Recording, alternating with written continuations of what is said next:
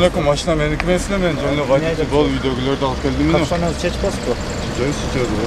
Ким дейсиз? Аты жөнүңүз ким? Башматовичимиз аты. Паспортуңуз барбы жаныңызда? Паспортум бар. Машина меники эмес эле. Хорошо, паспортуңуз барбы? Автоунааны токтоткон учурда айдоочулук куөлүгү жок, алдындагы айнеги, лобовой айнеги караңгылатылган. Уруксаатнама жок айдап жүргөн. Айдоочулук куөлүгү да жок болгон да. Мен сизге айтып атам го, мен мындай эле водитель болушум. Сиз эми айдап буга чейин айдап көрдүңүз, ошон үчүн айтып атам. Жанымда жок эле ака. Сүрөтү барбы кача? Азырына калат.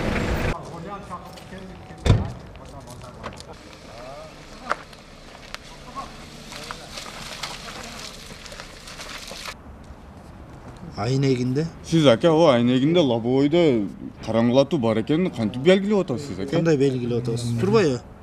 Каерде турат, кандай пленка турат, канча процент сиздерде мындай ишчара болбойбу ака? 1% болбойт да. Жок, сиз канча процент экенин каяктан билип атасыз азыр сиз?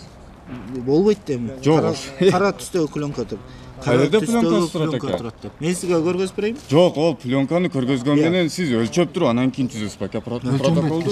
Эмнеге өлчөнбөйт ака? Ошо, сиз турамыз. Мен анда ака кол койбойм. Койбосоңуз коюңуз ака. Өлчөбөй эле протокол түзүп берип кое бересиздерби? Болду ака, мен спорт этпейм достон ака. Жаза бериңиздер, бирок мен кол койбойм да ака буга. Койбосоңуз койбойлу. Оо, болду ака. Спорт этпейм сиздер менен. Так, бүгүн канчасы 5-9 чейин эмне рабочий ден. Кес могу актыга кол коюп коңуз. Бул машинеңиз калган стоянканыкы. Коюп туруп ака. Бул мага берилеби? Я, стоянкага. Жок, мага берилеби бул? О, бирөөсү. О, өзүм коюп коёмун ака. Сизге берилет бул акт. Акты да отам. Стоянкага киргендиги боюнча. Болчу, бат. Келиңиз, кол коюп коюңуз. Мына бул жерге. Отказ кылсаң отказ деп жазып коёт. Эмнеге? Акткабы? Мен бул эмнени белгилеп түшүндүрүп? Мындай да урмактуу айдоочу мына. Ака, Машинеңиз бияқта калган. Давление кылбай бирөөңүздөр түшүндүрүңүздөр. Ака, сиз айтып атасыз, бул ака айтат, кимди угайын ака? Мен айтып О, болду, айта бериң анда. Бул акты деген машина бул стоянчикке калат. Бияқта киргендиги тууралуу. Ошол эле болду. Doğru, tamam düşün.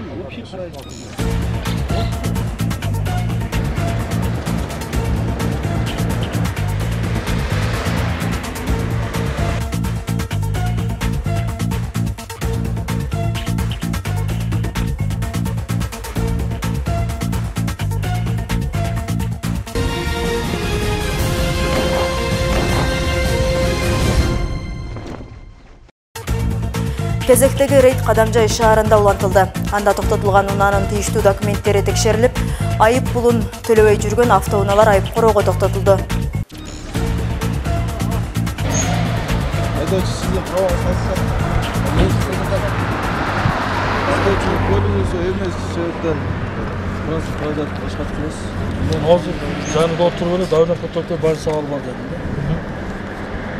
Отурбаса мун опыт жок биринчиден чоң жолго чыгып атасыз. Айдоочулук көлүктү. Менден да чыкты командир. План жок болгон. Скор чакырса келбеди. Не себептен келбеди? Билбейм. Эч керек эмес. Кебеден айдачы болом дедим да.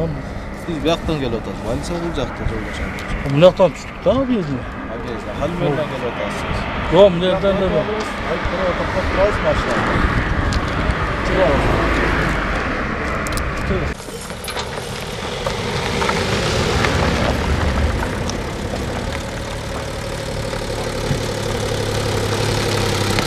Бул автоунааны токтоткон учурда өзүнө тийиштүү айдоочулук куөлүгү жок болгондуктан айып пул короого алып келди.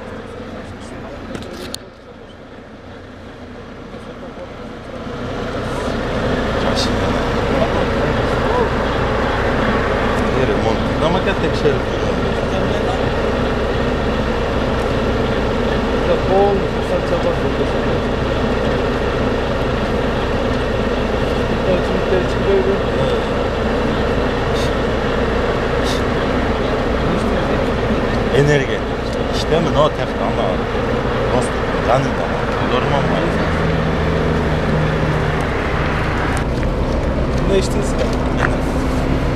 Энергия. Бак сабак. Машинам аябай бузуктамы? Туртам Жакка киргизип турабыз. оңдоп атам.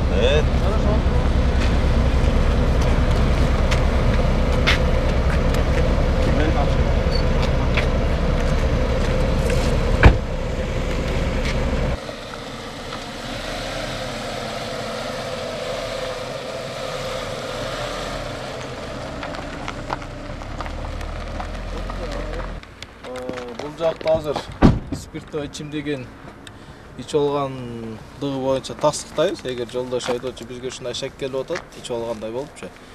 Азыр больницага барып тастыктайбыз. Точно алкогольный эме ичтиби, ичпеди, спиртный ичимдиктерди. Ошол себептен алып келдик айдоочу.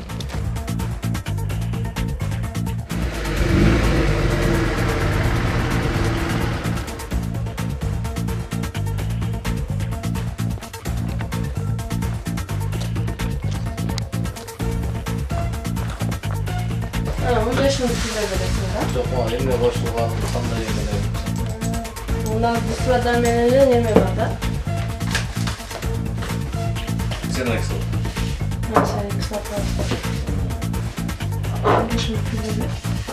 Акырын бирде чай кайнаткандай эле 99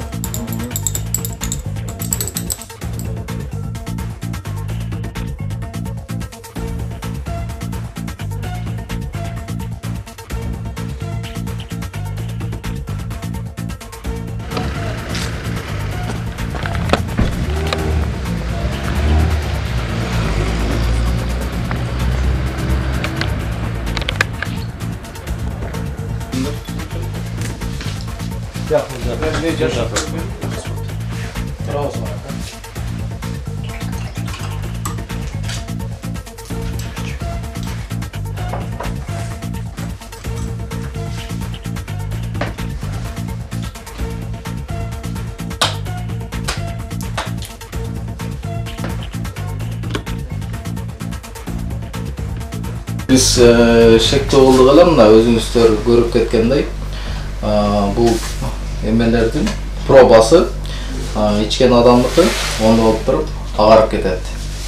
Бул кислота муну үйлөгөн эмес да. Бул спирт ичимдигин ичип алган точно ичкендигин тастыктады. Азыр эмне чара көрүсүңүз? Буга биз транспорт каражатын автоунаасын айып короо коебуз. Андан кийин барып бул жагын биз админ практик деген бар бизде. Ошого өткөзүп беребиз. Анан бул жагын сот чечет. Автоунааны токтоткон учурда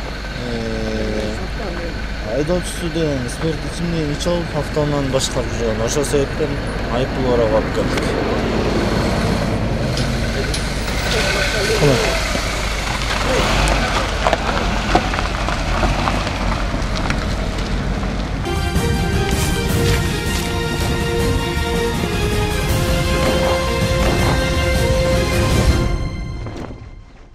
Баткен областынын жол кыймылын коопсуздугун камсыздоо бөлүмү тарабынан атайын бизде рейдтин иш-чара өткөрүлдү.